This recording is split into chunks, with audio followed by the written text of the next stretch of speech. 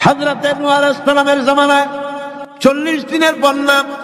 এই বন্যার পরে জাহাজ যখন নেমে গেল, তখন তিনি মনে মনে ভাবলেন, আমি তো জোড়ায় জোড়ায় করে সমস্ত প্রাণীগুলি আর মানুষগুলি, কিছু কিছু মানুষ যারা ঈমান এনেছিল তাদের জাহাজে উঠাইছে, কিন্তু একটি বুড়ি আমার উপর ঈমান এনেছিল আর আমি তার ওয়াদা করেছিলাম সাথে করে নিয়ে যাব, আমি তো তার কথা ভুলে গিয়েছি। অনুশোচনা এলো।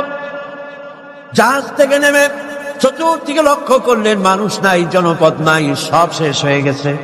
পাহাড় পর্বত কাঠ হয়ে পড়েছে, বিল্ডিং গুলি শেষ হয়ে গিয়েছে, কোন জনপদে কোনো প্রাণী নাই, প্রাণী বলতে কিছুই নাই।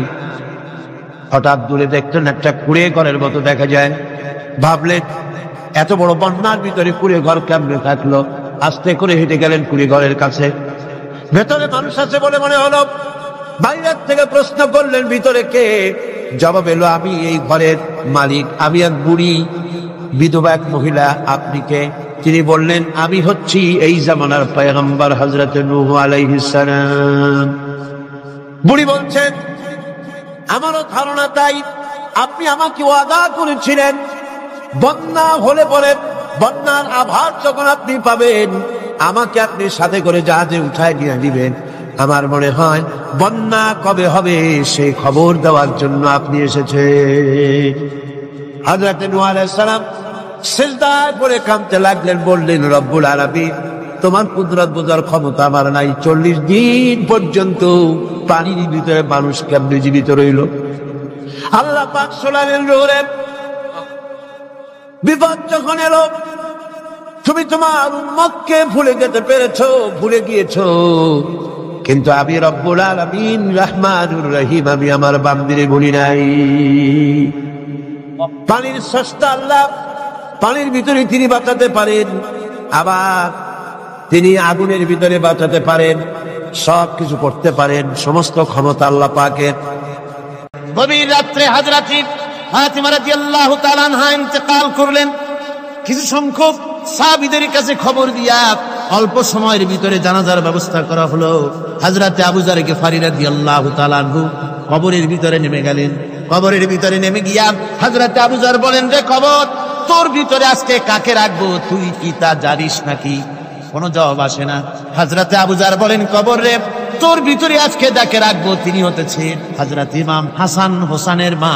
বেহেশতের সমস্ত জওয়ানদের সরদার হবেন যারা, সেই দুইজনের মা তোর ভিতরে রাখবো, খবরদার বেয়াদবি করবি না। কোনো জবাব না পেয়ে হযরত আবু যর বলেন, ওগো কবরের মাটি, তোর ভিতরে কাকে রাখবো কি জানিস? আসাদুল্লাহিল গালিব, দুনিয়ার সমস্ত কাফেরদের বিরুদ্ধে আল্লাহ রাব্বুল আলামিন যাকে বাঘ বানিয়ে পাঠালেন, সেই হযরতে আলী, তার স্ত্রী রেখে যাব, খবরদার বেয়াদবি করবি না। কোনো জবাব আসে না। হযরতে আবু যর বলেন, কবরের মাটি, তোর ভিতরে যাকে রাখবো তিনি হলেন খাতুনে জান্নাত, বেহেশতের সমস্ত মহিলাদের সরদারিনী হবেন যে ফাতেমা, তারে রেখে যাব, তোর ভিতরে খবরদার কোনো বেয়াদবি করবি না।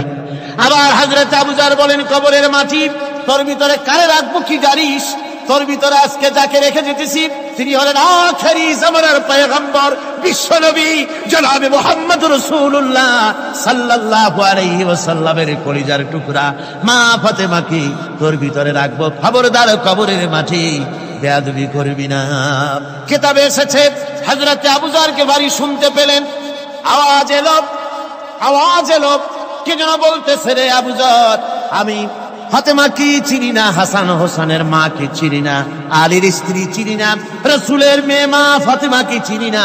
আমল যদি ভালো হয় আমার ভিতরে, আমল ভালো নিয়ে যে আসবে শান্তিতে থাকবে, আর আমল যদি খারাপ হয় আমার ভিতরে, তার অবস্থা চূড়ান্ত হয়ে যাবে।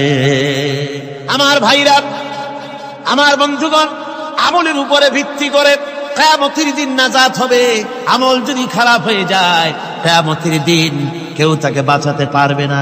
এই জন্য কিয়ামতের ময়দানে, হাসরের দিনে আল্লাহর হাবিব জনাবে মুহাম্মদ রাসূলুল্লাহ সাল্লাল্লাহু আলাইহি ওয়াসাল্লাম সিজদায় পড়ে কাঁদতে থাকবেন।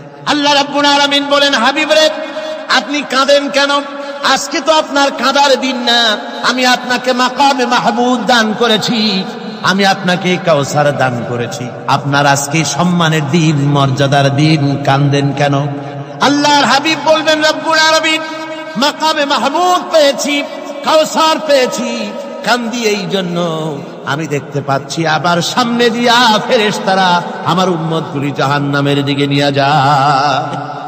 আল্লাহ রাব্বুল আলামিন বলবেন, ওগো আমার হাবিব, আমি আপনাকে ক্ষমতা দিলাম, আপনার জান্নাতি উম্মতগুলি আপনি বেছে নেন।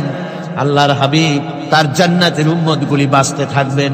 হযরত আয়েশা বলেন, ইয়া রাসূলুল্লাহ, কিয়ামতের ময়দানে লক্ষ কোটি কোটি মানুষের ভিতরে আপনার জান্নাতি উম্মত আপনি চিনবেন কি করে? হুজুর বলেন, আয়েশা, কোন একটি ঘোড়ার কপাল যদি থাকে সাদা, এই সাদা কপালওয়ালা ঘোড়াটা যদি অসংখ্য ঘোড়ার ভিতরে যদি হারিয়ে যায়, তাহলে সাদা কপালওয়ালা ঘোড়ার মালিক তার ঘোড়াকে পাবে কিনা বলো? হযরত আয়েশা বলেন, হুজুর অনায়াসে পাবে।